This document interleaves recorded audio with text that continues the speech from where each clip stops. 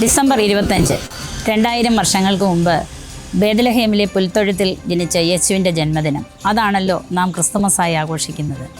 എന്തുണ്ട് എന്നുള്ളതല്ല, നാം എന്താണ് എന്ന ചോദ്യമാണ് പുൽക്കൂട് നമ്മോട് മന്ത്രിക്കുന്നത്.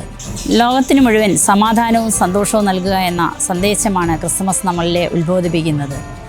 അവനവൻ ആത്മസുഖത്തിനായി ആചരിക്കുന്നത് അപരനും സുഖം നൽകുന്നതാകണം എന്നതാണ് നിയമം. നമ്മുടെ സ്നേഹത്തിൻ്റെ ചങ്ങലയിൽ നിന്നും ആരെയും മാറ്റി നിർത്താതിരിക്കുക എന്നതാണ് ക്രിസ്തുമസിൻ്റെ സന്ദേശം. ജാതി മത വർഗ വർണ്ണ വിവേചനമില്ലാതെ, രാജ്യാതിർത്തികളില്ലാതെ നമ്മുടെ സ്നേഹത്തിൽ നമുക്കെല്ലാവരെയും ചേർത്ത് നിർത്താം.